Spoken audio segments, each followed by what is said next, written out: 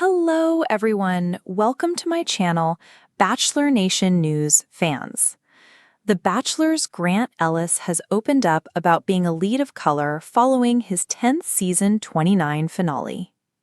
Grant chose his winner in a finale that even he admitted he was excited to see come to a close after he was torn over his decision between Juliana Pasquarosa and Letitia Gar. After an awkward breakup with Letitia, Grant proposed to Juliana, despite some fans being less than pleased. After revealing their engagement, Grant and Juliana gushed about their relationship during the live after the final rose. The 31-year-old day trader from New Jersey opened up about his journey to find love behind the scenes and claims he felt supported, which was fortunate as he claimed leads of color have added pressure. Get all the latest news, entertainment, sport, and lifestyle updates from our dedicated American team. I had a really good team around me with some of the people I worked with when I was filming that I could, for what it's worth, trust in that situation, he said of the producers who were on hand. They told me what ATFR was going to be like and the reality of it, and I went in there prepared, he said, adding, as prepared as I could be. The timing of behind-the-scenes changes at the reality series was bad news for Grant, who, as Bachelor Nation's second-ever black male lead, was put on pressure. Amid a diversity push in the franchise, new showrunners Claire Freeland, Bennett Graebner, and Jason Ehrlich took over after the exit of franchise creator Mike Fleiss in 2023. They vowed to help Grant more than they did with their first Black Bachelor, Matt James, but 10 days before Grant's finale aired, Freeland and Graebner exited the franchise.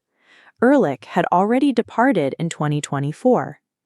After news broke that The Bachelorette was going to be put on pause for season 22, leading to layoffs for the show's crew, Deadline published allegations of a toxic set from anonymous former staffers.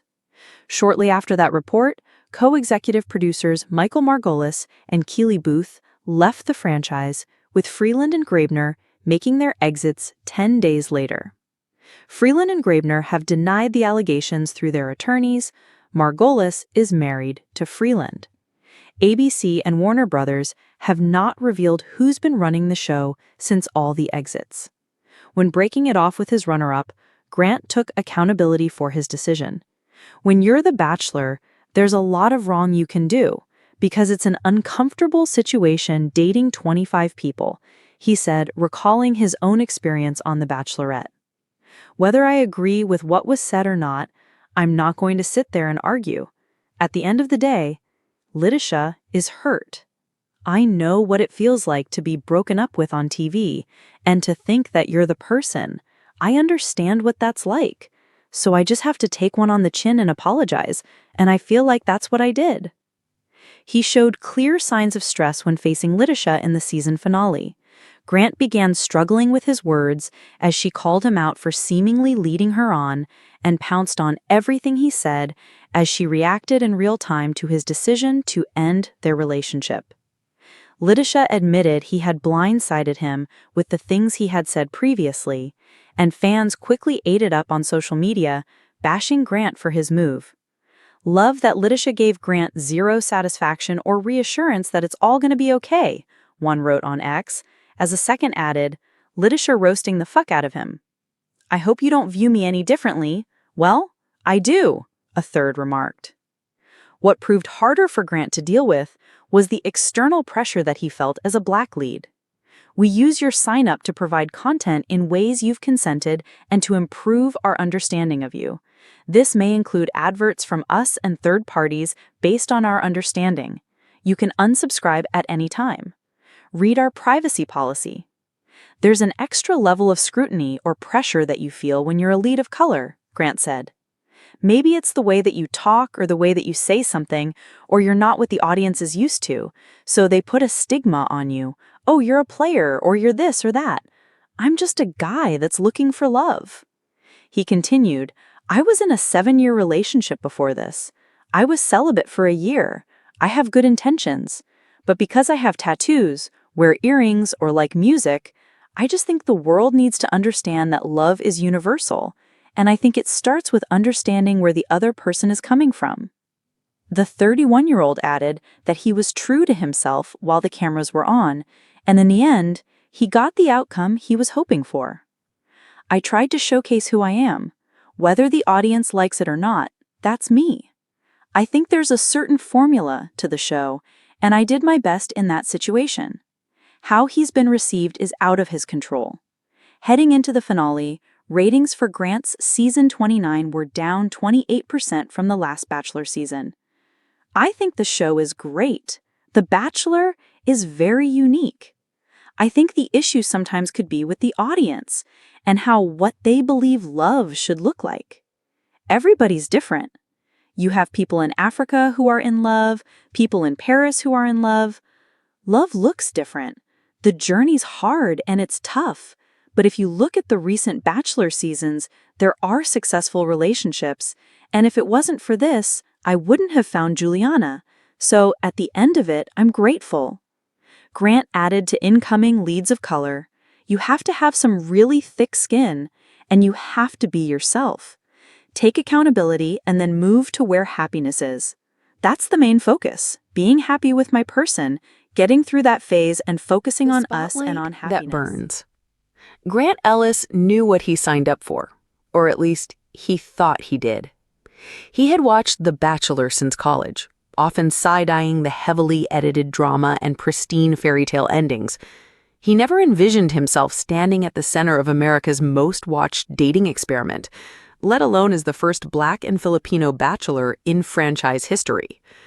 But when the producers approached him after a standout season as a contestant on The Bachelorette, he felt it was more than just a personal opportunity. It was a cultural moment. "I didn't just want to find love on TV," Grant recalled later.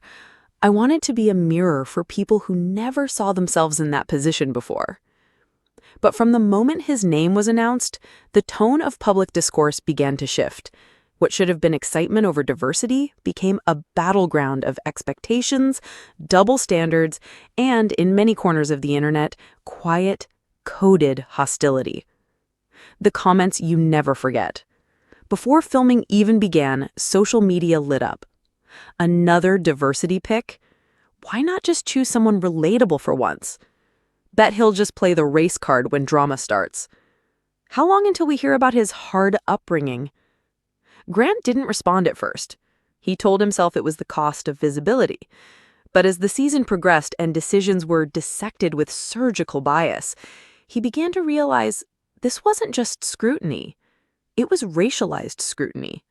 "I remember one day," Grant told after the final rose, "when I sent home a contestant early on because we didn't click. She was white. Twitter exploded.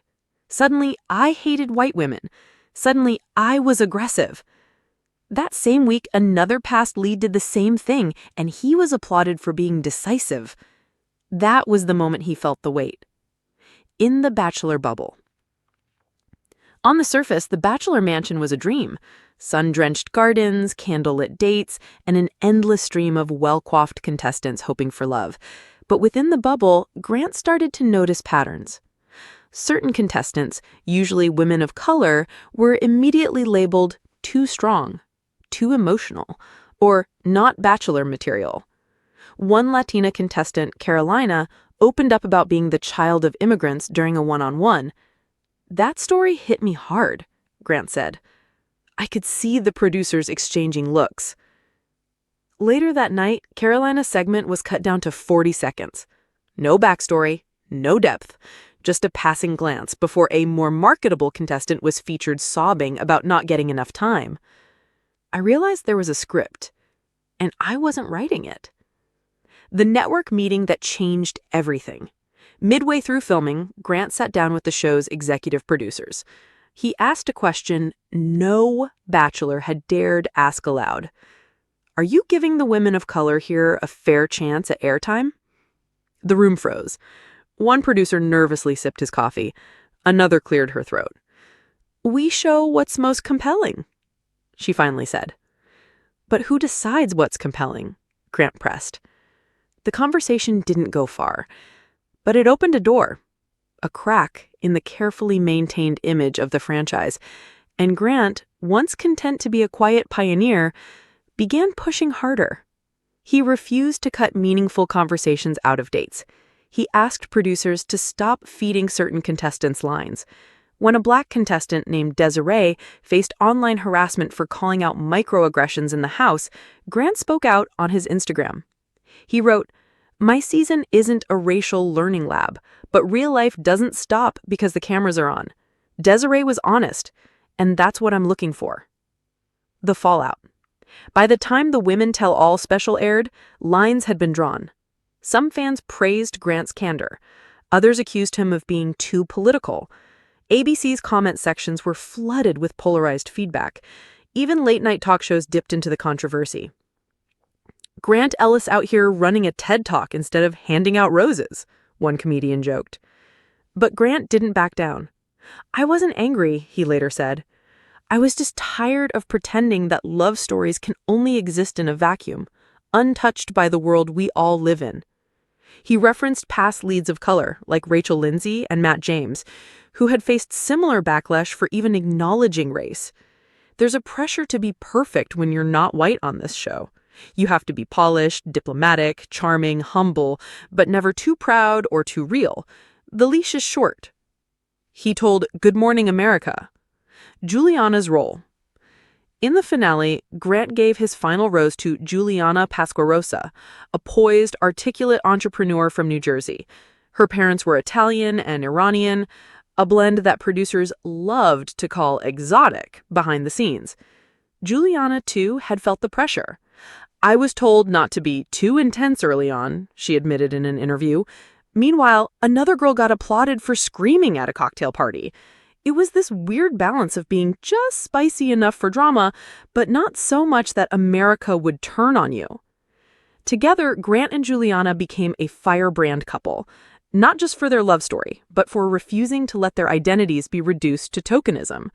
Their After the Final Rose interview was unlike any before. "I want to be clear," Grant said to a live audience of millions. "I loved this experience, and I found someone who challenges me and makes me better. But it came at a cost. Every lead of color on this show is held to a different standard. That has to change." The crowd went silent. Then a thunder of applause erupted. The headlines and the hashtags. The next day, headlines flooded every outlet. Grant Ellis shakes up the Bachelor franchise with a racial reckoning. Variety. Bachelor star says what we've all been thinking. BuzzFeed. Grant Ellis, the lead who refused to stay silent. The Cut. Hashtags like Bachelor accountability and Grant was right trended for 3 days straight. In private, ABC executives scrambled to release statements. A carefully worded note emerged. "We are grateful to Grant Ellis for his honesty and leadership. We are committed to continuing our journey toward a more inclusive and thoughtful Bachelor nation." Behind closed doors, Grant wasn't sure if anything would truly change. But at least, now, the silence had been broken. Life after roses.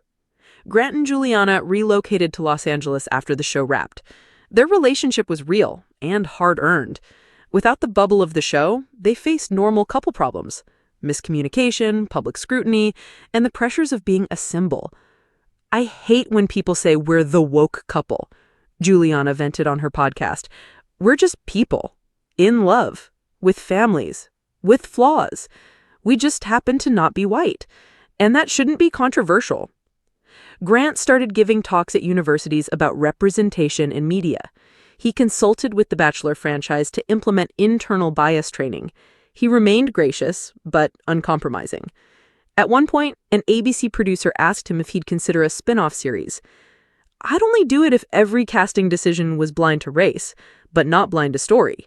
People want authenticity, not caricatures." The letter. 6 months after the season ended, Grant received a handwritten letter from a 14-year-old boy in Chicago.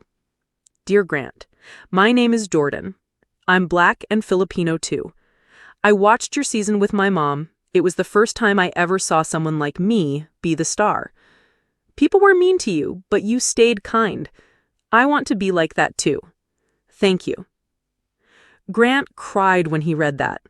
He said quietly, "I never cared if I became the most beloved bachelor ever. But if one kid saw me and felt seen, then it was worth it." The future of the franchise. The Bachelor hasn't changed overnight, but because of Grant, more conversations are being had.